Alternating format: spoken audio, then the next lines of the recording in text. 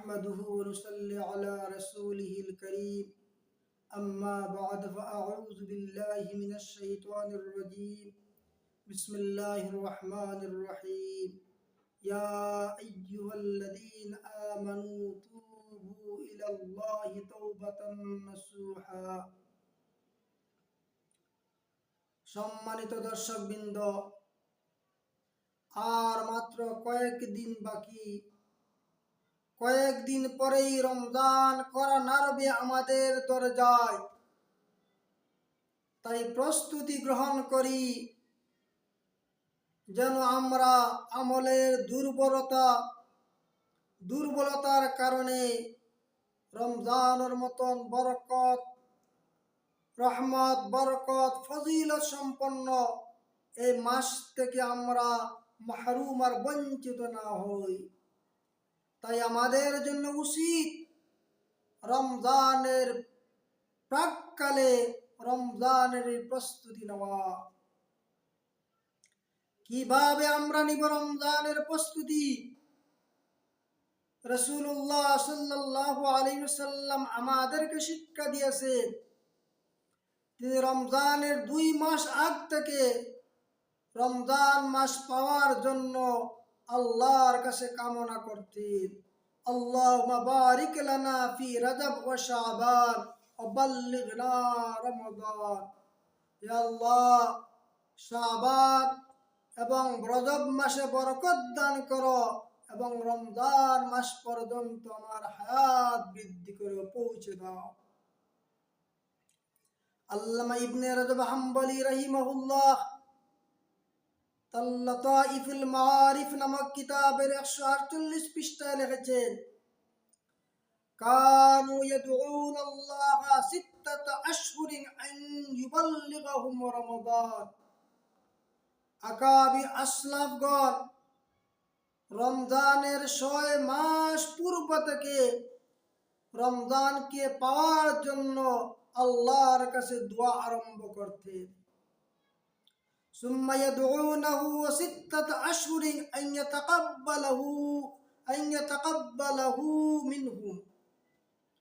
অতঃপর রমজান মাসে ইবাদত করার পর আরো 6 মাস পর্যন্ত সেই রমজানের ইবাদত, রমজানের রোজা, এগুলা আল্লাহ পাক গ্রহণ করার জন্য, কবুল করার জন্য আল্লাহর কাছে মুনাজাত করতেন।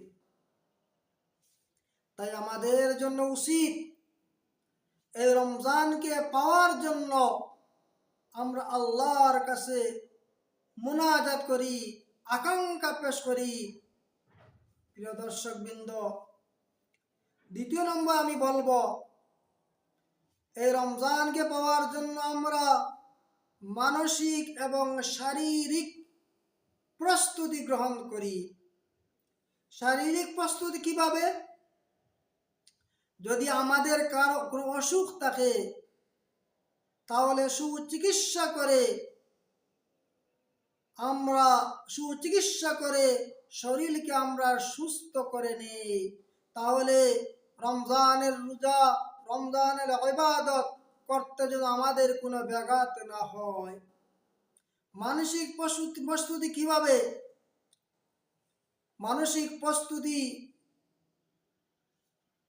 পদ্ধতি হইল, যদি কোনো মানুষে কোনো একটা জিনিসের মর্যাদা, শ্রেষ্ঠত্ব, ফজিলত জানে, তাহলে কঠিন থেকে কঠিন কাজও করতে সে প্রস্তুত হয়ে যায়। এই রমজান ফজিলতগুলো আমরা আগে অনুধাবন করি। এই রমজানের কি ফজিলত? এই রমজান একটি নফল নামাজ, একটি ফরজ নামাজের সমতুল্য। একটি ফরজ 70টি ফরজের সমতুল্য। আবু হুরায়রা রাদিয়াল্লাহু তাআলা আনহু থেকে বুখারী শরীফের হাদিস 1898 নম্বর হাদিস, আল্লাহ রাসূল বলেন, ইদা জাআ রমাদানু, যখন রমজান মাস আসবে, ফুতিয়াত আবওয়াবুল জান্নাতি, আল্লাহ পাক জান্নাতের দরজা খুলে দেন। অগুল্লাকাত আবওয়াবুন নার, এবং জাহান্নামের দরজা বন্ধ করে দেন। অসুফিদাতিশ শায়াতিন, এবং শয়তানকে শৃঙ্খলাবদ্ধ করা হয়। আর হাদিসের মধ্যে আছে ওয়ালিল্লাহু তাকাউ আলান নার ফি কুল্লি লাইলিন ওয়া নাহারিন, অনেক অসংখ্য অগণিত বান্দাকে দিনে রাত্রে আল্লাহ পাক জাহান্নাম থেকে মুক্তি দান করেন। মানসিক প্রস্তুতি হইল এই ফজিলতগুলো আমরা অনুধাবন করি, তাহলে রমজানের ইবাদতের প্রতি আমাদের আগ্রহ আসবে। ইবাদতে যত কঠিন থেকে কঠিন ইবাদত হোক না কেন আমাদের জন্য সহজ হয়ে যাবে। তাই দ্বিতীয় নম্বর বলবো আমি, শারীরিক এবং মানসিকভাবে প্রস্তুতি গ্রহণ করি। তৃতীয় নম্বর, আমাদের যত ঝামেলা আছে, ঝামেলা আছে, পারিবারিক ঝামেলা, সাংসারিক ঝামেলা, বা যার যে দায়িত্ব আছে সব দায়িত্বকে গুটিয়ে গুছিয়ে আমরা আনি। আনাস ইবনে মালিক রাদিয়াল্লাহু আনহু ফরমান, আমরা নবীজির সাহাবায়ে কেরাম রিজওয়ানুল্লাহি আলাইহিম আজমাইনগণ রমজানের প্রাক্কালেই কোরআন তিলাওয়াত বৃদ্ধি করে দিতাম। আমাদের মধ্যে যারা যাকাত ফরজ, তারা যাকাতগুলো আদায় করত, তাহলে সে ঝামেলা মুক্ত হয়ে যাবে একদিকে। অপরদিকে আর মুসলমান ভাই তার যে পারিবারিক যে সমস্যা, আর্থিক সমস্যা, যাকাত টাকা পেয়ে, যাকাতের মাল পেয়ে তার যে পারিবারিক আর্থিক সমস্যা দূর হয়ে যাবে, যেন সেও একাগ্রতার সাথে রমজান মাসের ইবাদত করতে পারে। আমাদের মধ্যে যারা বিচারপতি কয়দিকে ডাকতেন, যদি শাস্তির উপযুক্ত হইতো তাহলে তাকে শাস্তি দিতেন, যদি মুক্তির উপযুক্ত হইতো তাকে ছেড়ে দিতেন। অর্থাৎ সাহাবায়ে কেরামরা, আমরা সাহাবীরা, আনাস ইবনে মালিক রাদিয়াল্লাহু ফরমান, রমজানের পূর্বে সব ঝামেলাটা আমরা গুছিয়ে আনতাম। তাহলে 3 নম্বর আমি বলবো, আমাদের সমস্ত ঝামেলাগুলো আমরা গুছিয়ে আনি, যেন ঝামেলার মধ্যে পড়ে রমজান ইবাদতের মধ্যে কোনো ব্যাঘাত না আসতে পারে। 4 নম্বর আমি বলবো, এই শাবান মাস থেকে আমরা রোজা রাখা শুরু করে দিই। রাসূলুল্লাহ সাল্লাল্লাহু আলাইহি সাল্লাম, আমি আরো বলেছি, অনেক সময় পুরা মাসই প্রায় রোজা রাখতেন। বিশেষ করে আমরা নিসফে মিন শাবান, অর্থাৎ শাবানের 15তম রজনী, যা আলী রাদিয়াল্লাহু তাআলা রওয়ায়াত, কুমু লাইলাহা ওয়া সুমু ইয়াওমাহা, রমজানের 15তম রজনীতে তোমরা রাত্রে ইবাদত করবে এবং দিনের বেলা রোজা রাখবে। আমরা রোজা রাখার অভ্যাস এই শাবান মাস থেকে করে দিই, শুরু করে দিই। 5 নম্বর আমি বলবো, আমরা জিকির, আজকার, তিলাওয়াত, তওবা, ইস্তিগফার এগুলার মাত্রাটা আমরা বাড়িয়ে দিই। এগুলা যত আমরা ইবাদতের মাত্রা বাড়াবো তত আমাদের নফস দুর্বল হবে, আমরা গুনাহমুক্ত হব। আর যখন আমরা গুনাহমুক্ত হয়ে যাব তখন ইবাদতের স্বাদ আর মজা আমরা আস্বাদন করব।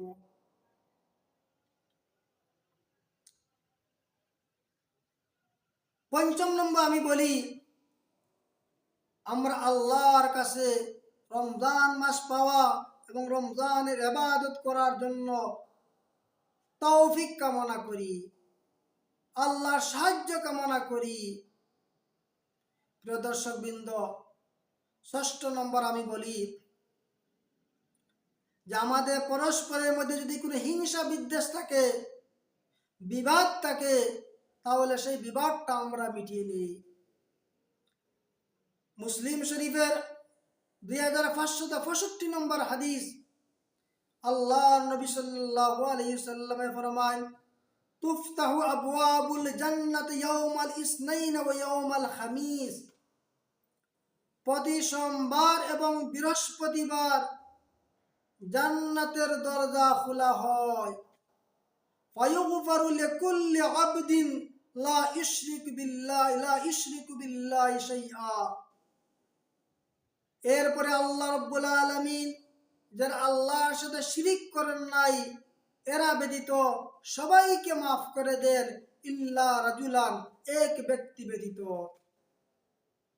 কানাত বাইনাহু ওয়া বাইনা আখিহি শাহনা, সেই ব্যক্তি হইল যে তার অপর ভাইয়ের প্রতি বিদ্বেষ পোষণ করে। সেই বিদ্বেষ পোষণকারীকে আল্লাহ রাব্বুল আলামিনে মাফ করেন না। ফায়ুকালু, আল্লাহ রাসূল বলেন, আল্লাহ পাক ফেরেশতাদেরকে বলেন, হে ফেরেশতারা, আনজিরু হাদাইনি হাত্তা ইয়াসতালিহা, তোমরা ওই দুই ব্যক্তিকে অবকাশ দেও, দেখো তারা পরস্পরের মধ্যে মীমাংসা করে ফেলুক। ওদেরকে অবকাশ দেও যেন পরস্পরের তো তারা মিটমাট করে ফেলুক। ওদেরকে অবকাশ দেও যেন পরস্পরের মধ্যে তারা সন্ধি করে ফেলে। যদি তারা সন্ধি করে ফেলে আমি তাদেরকেও ক্ষমা করে দিব। এজন্য রমজান মাসের পূর্বে আমাদের কারো প্রতি কোনো বিদ্বেষ যদি থাকে তাহলে এটাকে মিটমাট করে ফেলি। প্রিয় দর্শক বৃন্দ, আমি 8ম নম্বর বলবো যে এই যে রমজান মাস,